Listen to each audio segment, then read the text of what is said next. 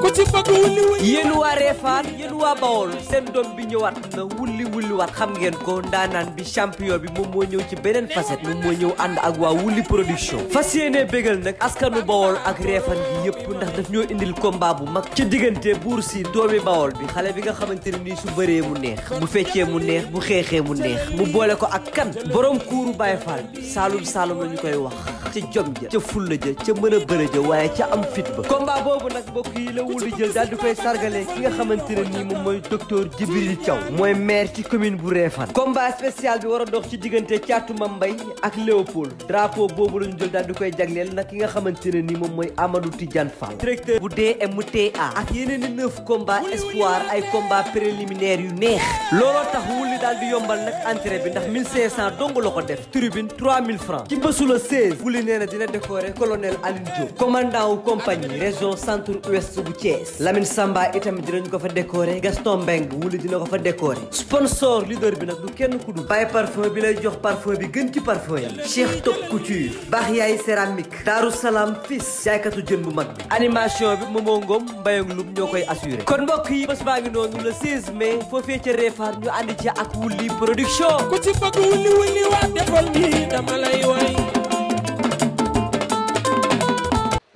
Balla maa ngi lay ziar. waaw Khadim maa ngi lay delloo ziar di la nuyu ñu fas yéene waxtaanat encore une fois ci beneen numéro lamb actualité. waaw li ñu nar a waxtaanee mooy journée bi xewoon démb arène nationale benn structure moo ko tëgg bu ñuy wax moo gën events. nekk structure bu bees. combat yi bëri woon na trop bàyyi ma ñoon Zarko doomu dangu ak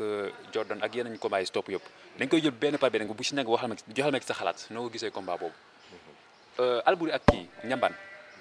noo gisee combat boobu ñu bëri dañu foog na combat comédie la mais tamit ci biir bëre bi ci combat bi bëri la ñu wane ñoom ñaar. waaw bon li may wax rek mooy déjà félicité ñi nga xam ne ñoo tëgg combat bi muy suñuy mbokku sénégalais yi nga xam ne tey nekkuñu Sénégal ñu ngi bitim réew ku ci mel ni Mo Gates ñu yàgg ko dégg trop ci actualité yi mu nekk un jeune sénégalais vraiment brave. tey mënoon na nekk immigré wala dem États-Unis nekk ci leneen am xaalisam def ko ci leneen tey mi ngi koy def ci suñu sport national tey dañ koy félicité di ko encouragé te démb ku xool làmb ji gis nañ ni vraiment taxawal na ay combat yu neex tey ñi nga xam ne tey mbër yi nga xam ne tey làmb da leen namoon da leen soxla woon bëggoon leen gis tey mu mel ni ñoom Zarko ñoom Baye Mandione tu vois combat yi nga xam ne tey yëpp moo fa am mu nekk ay combat yu neex ba ci ay petit lot vraiment tey ñu koy félicité ci loolu di wax ni tey moo géej exemple la comme sénégalais yu bëri yi nga xam ne tey nekkuñu Sénégal ñu ngi bitim réew combat yi fa am nag neex na donc Khadim ñu dugg ci combat par combat ñu waxtaane ko comme ça baaxee ko suñu mbokk auditeurs yi nga xam ne tey ñooy mbokk diaspora bi ak amateurs yi nekk Sénégal tey vraiment ñu wax leen vraiment dëgg-dëgg combat dugg ci technique dugg ci espoir yi nga xam ne tey démb ñoo def ay exploit vraiment ba ci doomu dàngook ñoom Jordan ak ñëpp vraiment ñu waxtaane ko. waaw fi ñu commencé mooy combat Alboury ak Ñambaan mu mel ni ñaari mbëri dañoo gën a fësal comédie seen capacité bëri est-ce que loolu du dem ba yàq seen mbër. waaw li may wax rek ci Alboury ak Ñambaan tey ñaari mbër yooyu bu njëkk dañ daa wax mbër day saf xorom bëri bayre tey Alboury saf na xorom Ñambaan saf na xorom loolu dafa bokk toujours ci làmb tey bu ñuy fàttaliku ñoom guerrier di fàttaliku ñoom gaynde ba ci ñoom yaawu jàll ni loolu comédie at làmb dafa mës a ànd parce que sport làmb dafa nekk loo xam ne culture la te comédie dafa bokk ci culture théâtre bokk ci culture danse chant wëy yooyu yëpp bokk ci culture donc loolu yëpp dafa mës a bokk ci làmb mais loolu yëpp bu weesoo comédie bu weesoo Alboury bër la Alboury boo ku xool combat bi mu bëri nii ci ginnaaw ku ko xool xam ne mbër kaamin la am na beneen côté boo xam ne tey en dehors làmb mooy comédie talent la boo xam ne moom la am te saf na xorom neex na nit ñi mais tey ku ko xool ci biir làmb buy bëre doone kii comédien la mbër ngay gis buy bëre donc ñaari aspect yu bokkul la donc yàlla def na moom mu am ñaari qualité yoo xam ne bokkul am na qualité mbër li mbër laaj mën a bëre mën a xeex et di am victoire mi ngi koy am en dehors làmb nag mi ngi comédie di loolu benn aspect la mais beneen qualité bu ko yàlla may la donc mu nekk ñaari qualité yu différent mbër la comédien la donc mën na ànd. mën na ànd daal. Boucher ak Alaaji Mbay. waaw Boucher ak Alaaji Mbay seen combat bu njëkk ba bu ko xooloon combat jeune la woon espoir vraiment mu nekkoon combat bu neex yàlla defoon Alaaji Mbay daan mu nekkoon nag benn combat bu buusee bëre ci arène su ma juumul parce que combat boobu la bëree mook Alaaji Mbay mu amoon buzz lool Alaaji Mbay daan ko mu jaara fa tukki ba tey ni mu nekkee influenceur ba tey ñoom ñaar nag seen combat mu mës a nekk nag ñoom ñaar ñu koy comédie nag moo indi seen combat tey li may wax toujours làmb ak comédie dafa ànd tey comédie ci réseau yi tey moo indiwaat ñoom ñaar ñu bëre mais tey bu seen deuxième combat bi ku ko xool di nga xam ne Alaaji Mbay vraiment combat bi comédie la ko jàppee woon mais combat bu sérieux la woon parce que ku xool forme Alaaji Mbay vraiment di nga xam ni tey Alaaji Mbay bi nga daa gis ci làmb muy ñëw indi forme nekk mbërëntaan nekk mbër parce que Alaaji Mbay dafa mën a bëre même lu mu nekk comédien dafa mën a bëre dafa mën a bëre fin technicien la mais manque de préparation moo ko gàllankoor ci combat bi Boucher tamit ku ko xool xam ni même bu fekkee nekkul à 100% combat bi jëloon na ko au sérieux. waaw am na solo ñu jàll ci beneen combat bi muy Jordan ak doomu dangu mais combat bu Balla ñu bëri dañ ci doon xaar kaaw. mu jeexee ci bëri. waaw parce que ñaari combat gladiateur la ay mastodone lañ yu war a bëree doomu dangu ku ko xool xam ni il est très puissant Jordan ku ko xool naturellement xam nga puissance bu nekk ci Jordan waaye dafa fekk ni ñaari mbër lañ yoo xam ne démb wax dëgg yàlla bëri nañu ci biir bëre mais toujours dafa am foo xam ne toujours Jordan dafa manqué mooy côté technicité tey Jordan toll na ni mu war a toll Jordan am na doole mais côté bëre da cee xaw a manqué parce que démb làmb ji tolloon na foo xam ne mënoon na ko jeexal mënoon na jeexal combat bi bu yàgg ba tey yàgg bi mu yàgg foofu kër bi mu yàgg foofu te deful benn prise bu déséquilibré doomu dangu tey moo waral doomu dangu bàyyi loxo droitam bi mu lang fa ba mu mënee am appui ba mën a jóg mën ko dévier xam nga gars yi dañ naan plaqué la mais da ko dévier da ko taf dévier ko waaw da ko taf dévier ko donc voilà donc fin technicité boobu doomu dangu terminé action bi Jordan amoon na ak occasion pour terminer combat bi avant doomu dangu di am occasion boobu. mais man heure nga jàpp ne doomu dangu moom la def ba Jordan egg ko foofu. waaw xam nga làmb tey doomu dangu ku ko xool xam ne da doon song te boo songee njool bu la mbaaree fàq la tey at poids am mun nga wàcc mais tey il a été intelligent que ba bu wàcc bi mu wàcc at li ñu ko mbaar yëpp deful kat appi toujours mi ngi xool pexe bi mu ci génnee toujours mi ngi xool fu mu amee bunt pour mën a génn Jordan tamit moo terminé wul combat bi parce que am na fu combat di toll bëree moo koy àggali te boo mënee bëree am na yoo xam ne action yoo xam ne waru fa yàgg donc nag boo xoolee donc Jordan xaw na dese bëree ci côté boobu pour terminer combat bi tuer combat bi. mais est-ce que nekkul maanaam doomu dangu moo am résistance ba Jordan daanu ko foofu. waaw c'est que du question de résistance am na mbër fu muy toll nga mbaar ko nekkatu question de résistance parce que question de gravité lay doon parce que fi nga nekk nit ki bu nekkee sa biir boo génnee sa loxo jàpp ci ñaari ngemb yi boo ko yokkee mu ñëw boo téye ci bopp bi fàq ko mu dem boo ko mënul fàq mën nga ko wër ndomb foofu possibilité yi fa mën a nekk moo bëri mais Jordan dafa taxaw benn place rek bëgg kut koo kut mbaar ko pour waaji wàcc waaji tamit nekk bërekat topp action bi ba mu jeex. ñoom ñaar lu tax xeexuñu te amateur yëpp dañu doon xaar ci ñoom ñaar ñu indi xeex ci combat bi. waaw parce que ku xool ñoom ñaar seen dayoo at seen parcours ñoom ñaar def xeex rek nga ciy mën a xalaat mais combat làmb day toll foo xam ne mbër mi daan ñibbi moo koy gënal taxaw di xeex tey ñaari mbëri ku leen xooloon démb ni ñu ñëwee ci làmb ci ku nekk da nga bëggoon daan dem ñibbi donc comme ñoom seen combat yi dafa yàgg nekk combat gladiateur parfois combat yi stratégie ñoo ñaari mbër yëpp dañuy indi stratégie démb mooy ku si nekk ndax sa morom daan ko ñibbi bañ fa nekk di reyante donc stratégie bu baax la mais dafa mel ni Jordan terminaison combat finition combat donc moo ko manqué loo combat am démb amul woon finition ci combat bu ñu xoolee ci combat bi passé comme ku ci mel ne combat ak Forza. pour en fait technique la fa woon ak bëri. waaw mais xam nga bés boobu peut-être ni ma koy waxee inspiration am mayoon na ko ak détermination am mu àgg ci loolu comprends nga parce que combat de Forza da doon ut ci dara mu bëreeg moom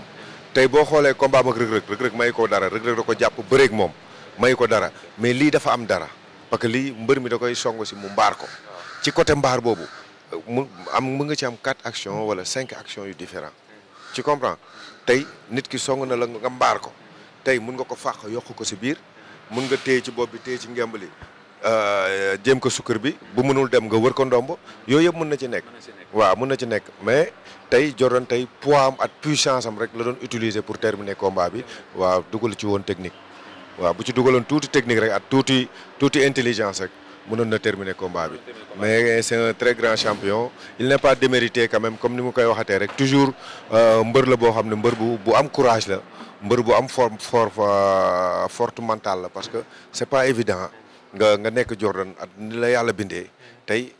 sa combat sa carrière mënul percer mais toujours mi ngi continuer na persévérer ñu ngi koy encourager li ko dal kenn yéenewu ko de vraiment il n'est pas démérité di féliciter encore doomu Dangu di wax ni def na encore beneen pas ci làmb. beneen combat bi la ñuy jeexalee Zarko Baye Mandione. waaw Zarko Baye Mandione combat expérience la woon at jeunesse tey ku xool Baye Mandione parcours bi mu def ci làmb gàcce ngalaama musul wane ñàkk jom musul wane ragal musul wane ñàkk fayda ci làmb du dëgg tey bu mënee durée carrière bu mu durée ci làmb ba heure bi war a bëreeg Zarko vraiment gàcce ngalaama tey mu ñëw wane dawul combat bi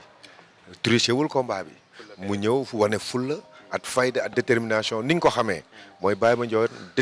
identité am ci làmb changé wul Zarko nag fan yi mu nekk ci benn dynamique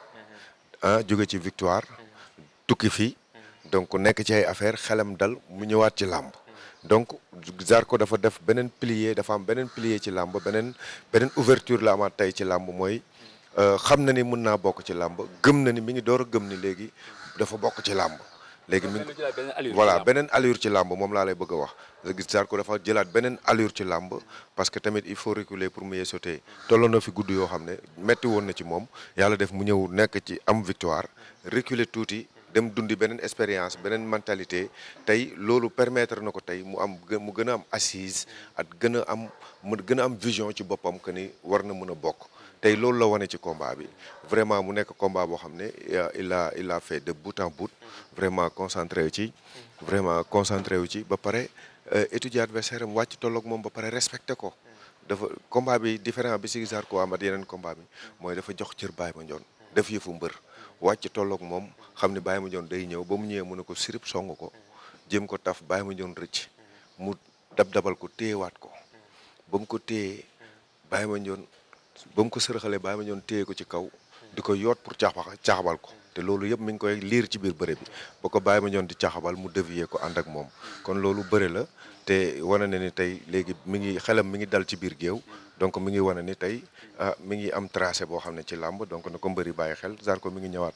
à son niveau. Baye Mandione am na ñu ne caxabalam boobu à chaque fois heure lay doon ci moom parce que chaque fois daf koy yuutu. non bii da ko yàkkamti cabaxal bu baax la parce que daan na ko def di ci daan mais bii da ko xaw a yàkkamti parce que dafa waroon bàyyi ba Zarko déclenché action mais bii da koo uti te dafa waroon xaar dajeeg Zarko donc yàkkamti boobu rek moo tax mu manqué équilibre parce que ba mu ko luppee avant muy ñëw fekk ne Zarko day actionné parce que Zarko tamit loolu rek la doon xaar xam na ni foofu mu ko àgg Baye Mandione dina ko caxabal donc loolu la doon xaar mu gis ko donc voilà lamb jee ngi noonu donc ku juumul du daanu Baye Mandione champion la vraiment champion bu ñu jox cër la ci lamb bari ci côté Zarko da doon provoqué Baye Mandione lu bari ci biir géew bi. waaw parce que loolu parce que boobu il était confiant donc xam na ni mbër bu mag lay bëreel xam na ni mbër bu agressif lay bëreel donc dafa jiitu jaasi ci mbaram donc loolu ci aspect mbër la mbër bu confiant yi xam ne tey kii may bëreel nii bu ma ko ruubeewul mënu ma ko daan mu ruubee ko loolu yëpp tam ci aspect préparation la bokk donc voilà noonu la demee waaye ñaari champion ñoo doon bëre kenn ki am ndam ñi ngi félicité kenn ki di encouragé keneen ki. am na solo jàngat bi am na solo Balla jaajëf. jërëjëf Mame Bamba. voilà li may tëjee mooy association des sages les sages de la lutte démb dañoo organiser benn làmb tournoi teg 5 millions vraiment mu nekk combat bu mag combat bu réussir vraiment mu nekk loo xam ne tamit ñoom ñi ngi dundal suñu sport national ci culture bi ci culture bi ci racine bi di encourager waa SAGE yëpp di leen féliciter encore di féliciter ki ñu tuddee woon drapeau bi Matar Ba di féliciter mbër yi fa bëre woon yëpp vraiment mu nekk bonne journée bu réussir di féliciter ñoom vraiment Père Birahim Ndiaye ñoom Moustapha Gueye Amadou Kati Diop Ibou Ndafa ñi nekk foofu ñëpp weeka bàyyiwuma kenn Malal Ndiaye démb ko gis détermination am ci làmb ji man nag démb liggéey moo ma téye woon moo tax àgguma woon ci làmb ja mais les SAGE laa bokk vraiment kontaan ci yéen di leen bëggee di wax ni kat tey mbëru Sénégal yëpp buñ demee bëree ba bàyyi bëri def lii ngeen di def wax dëgg yàlla suñu sport national du mës a sëngeem en tout cas merci beaucoup amateurs yi merci beaucoup monde de la lutte vraiment di ñaan yàlla làmb gën a violence gën fi wàññeeku nit ñi gën a conscient xam ni làmb vraiment sport la buy boole sport la boo xam ne tey dafa téye suñu jeune réew mi yëpp tey ñu koy dundal mu leen di dundal donc loo xam ne waruñu ko yàq waruñu yàq image bi vraiment di ñaan yàlla violence at yenn fait yi ñuy gis ci làmb vraiment mu jóge fi. jaajëf merci Khadim.